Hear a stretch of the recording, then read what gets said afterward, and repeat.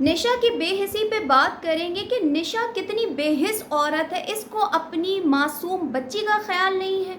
मासूम बच्ची को ये अकेला छोड़कर अपने शौहर के पास आ जाती है। आजकल के दौर में बच्चियों को किसी के सहारे नहीं छोड़ना चाहिए। क्या इस औरत को इतना नहीं पता? अभी तो इनके घर में ये प्लानिंग चल रही थी एक हफ्ता पहले कि कराची में घर ले लिया है। वो घर कहाँ गया? शौहर क्यों नहीं आया?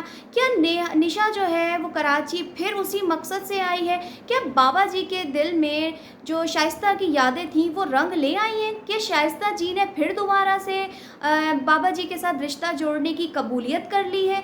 क्या निशा जो है वो कराची अपनी अम्मी की मंगनी दोबारा से करने के लिए आई, अब्बू की मंगनी अम्मी से दोबारा करने के लिए आई है? और फिर जब इतना तुम कमाते हो तो फिर रोने गाने क्यों करते हो? क्या बड़ी बहन नहीं थी जो इतना इंतज़ार आप ही जी का था? अस्सलामुअलैकुम दोस्तों, कैसे हैं आप सब लोग? उम्मीद करती हूँ आप लोग सब खैरियत से होंगे, खुश होंगे। चैनल पे न्यू आए हैं तो चैनल को सब्सक्राइब कर लीजिए। वीडियो पसंद आए तो लाइक कमेंट शेयर ज़रूर कर दीजिएगा। बात करेंगे कि रातों रात बाय एयर का टिकट होता है। एक दिन पहले फ़िरोज़ साहब निशा की टिकट करवा के लाते हैं, वो भी अपने बेटे सुहान के लिए। क्यों अपनी बेटी जो उनकी है उसको क्यों साथ लेकर ये नहीं आती है? क्यों ये अपनी बच्ची को हमेशा छोड़ के आती है? क्या इस औरत के दिल में दिल नहीं है? सीने में दिल नहीं है? क्या इस औरत को आजकल के चलते माहौल में इतना पता नहीं है कि इस वक्त में मैं कहती हूँ सगे बाप पे भी भरोसा नहीं करना चाहिए। बेटी सिर्फ़ और सिर्फ अपनी माँ के साथ महफूज होती है। क्या इसके बाप ने अपनी बेटी को यानी नेहा को जब वो मुल्तान यानी इनके घर आ रहा था तो क्या वो उसको कराची छोड़ के आता था? साथ लेके आता था ना? तो कौन अपनी बच्चियों को घर अकेला छोड़ के आते हैं किसी के भी सहारे, चाहे वो बाप हो, दादा हो, दादी हो? क्यों ये जो है इस तरह करती? इसने सिर्फ अभी नहीं बल्कि बहुत बार ये काम किया। जब ये अपनी देवर और देवरानी के साथ मरी गई थी तब इसने ये किया। लास्ट टाइम अभी ये जब कराची अपने अब्बा जी की मंगनी करने आई थी तब भी इस औरत ने यही किया था। लेकिन ये मुझे अब दोबारा इसने किया तो मुझे इस औरत से शदीद जो कहते हैं ना, इस औरत पे तरस आ रहा है और नफ़रत हो रही है इस औरत से कि लोग प्रेफर करते हैं कि बेटा जाए ना जाए मगर बेटी को हम साथ लेके जाएंगे, बेटी को नहीं छोड़ेंगे। लेकिन ये औरत बड़ी बेहिस है। क्या ऐसी मजबूरी थी कि रातों रात ये औरत बाय एयर बैठ कर आ गई? हमें तो ये सुनने में मिला, मतलब ये सुना रही थी कि कराची जाऊंगी, अब्बू को परेशानी हो रही है, अब्बू बहुत परेशान है, उनसे तैयारी नहीं हो रही शादी की, शादी बहुत करीब है। तो आपके लिए निशा जी एक बात करना चाहूँगी कि आपकी एक बहन निदा वो भी तो कराची में मौजूद है। क्या निदा आप लोगों के साथ शॉपिंग पे नहीं जा सकती? क्या उसके बच्चों को उसका शौहर घर पे, जैसे निशा की बेटी को उसका शौहर घर पे संभाल रहा है, तो क्या वो अपने बच्चों को घर पे नहीं संभाल सकता?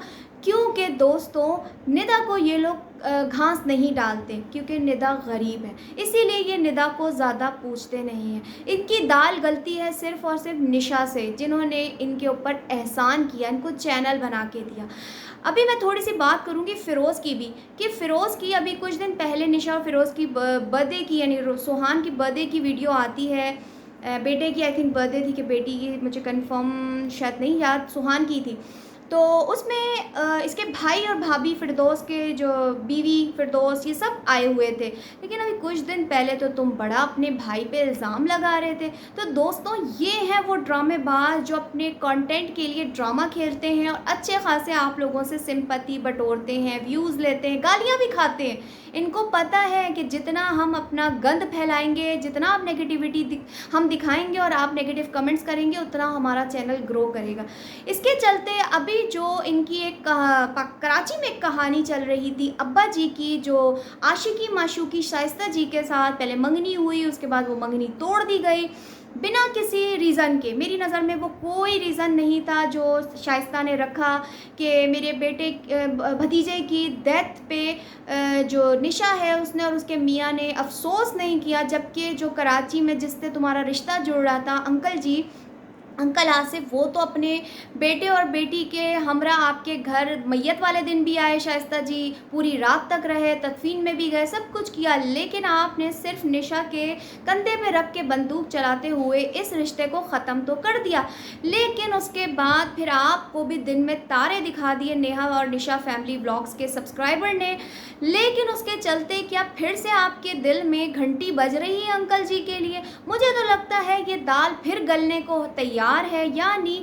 जो अभी नेहा ने एक टाइटल लगाया है कि अब्बू के लिए दुल्हन या अम्मी ऐसे करके टाइटल जो लगाया है, उससे तो मुझे यही लग रहा है कि निशा का रातों रात कराची आना और ये वाले टाइटल लगाना, इसका क्या मकसद है कि दोबारा से अब्बा जी के लिए जो है रिश्ते की बात की जाएगी निशा की तरफ से, क्योंकि निशा इनके घर में अम्मी हजूर है और उनके बगैर ना तो इनकी तैयारी होती है ना कुछ होता है। अब थोड़ी सी बात कर लेती हूँ इनके रोने गाने के ऊपर कि नेहा का व्लॉग आता है और नेहा जो है वो रोने गाने गाती है कि हमारे पास इतने पैसे नहीं हैं कि हम नया घर ले सकें या हम कोई और घर अफोर्ड कर सकें। इस तरह की ना वो कहते हैं ना चिपड़ी चुपड़ी बातें करना। तो ये तो हमारे गरीब जितने भी व्लॉगर्स हैं ना उनकी आदत है, क्योंकि आप लोगों से सिंपैथी भी बटोरनी है, व्यूज़ लेने इसके। और कुछ लोगों ने तो बाकायदा गरीबी के सेट बना के रखे हुए हैं, मीन्स दैट उनके पास करोड़ों की जायदाद है। पंजाब में रहने वाले ऐसे बड़े सारे व्लॉगर्स का मुझे पता है कि जिन्होंने गांव के किसी वो कहते हैं ना सुनसान एरिया में एक सेट बना के रखे हुए। मैं यहाँ किसी भी उसका नाम नहीं लूँगी, लेकिन मुझे पता है उन व्लॉगर्स का कि वो सिर्फ़ और सिर्फ स्टूडियो बनाया हुआ है और वहाँ जाके अपनी व्लॉगिंग गरीबी का शूट करते हैं और उसके बाद अपने बंगलों में जाके अपनी एयर कंडीशन कार के अंदर जाके मौज मस्तियाँ करते हैं आपके दिए हुए व्यूज़ के पैसों से।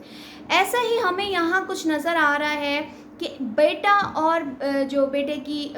बेटी और दामाद यानी निशा और फिरोज़ जो है वो बड़े से बंगले में भी रह रहे हैं, एयर कंडीशन गाड़ी में भी घूम रहे हैं, लेकिन वो कहाँ और ये कहाँ अगर देखा जाए तो इनके भी अच्छे खासे व्यूज़ आते हैं। फिर वो पैसा सारा का सारा जा कहाँ रहा है? क्यों तुम लोग यानी रो रहे हो, गा रहे हो, क्यों गा रहे हो? जब तुम लोगों को इतने व्यूज़ आ रहे हैं तो उन पैसों से तुम कोई अच्छे इलाके में एक अच्छा सा घर ले सकते हो। लेकिन नहीं दोस्तों, हमें तो गरीबी दिखा के ही व्यूज़ लेने हैं, उसी घर को गोला गंडा बना के ही व्यूज़ लेने हैं और गरीबी के रोने भी रोने हैं। इतना कमाते हो फिर रोने गाने क्यों गाते हो? अल्लाह ने जब दिया है ना तो उससे फ़ायदा उठाओ और उन नेमतों का शुक्र अदा किया करो। लेकिन ये बदबख्त किस्म के लोग हैं जो अल्लाह की दी हुई नेमतों से फ़ायदा नहीं उठाएंगे, बल्कि गरीबी के ही रोते रोते इस दुनिया से चले जाएंगे। ऐसे लोगों के लिए बस मैं बोलूँगी बदबख्त लोग हैं। मैं लूँगी आज के रिएक्शन से इजाज़त। अपना ख्याल रखिएगा। अल्लाह हाफ़िज़।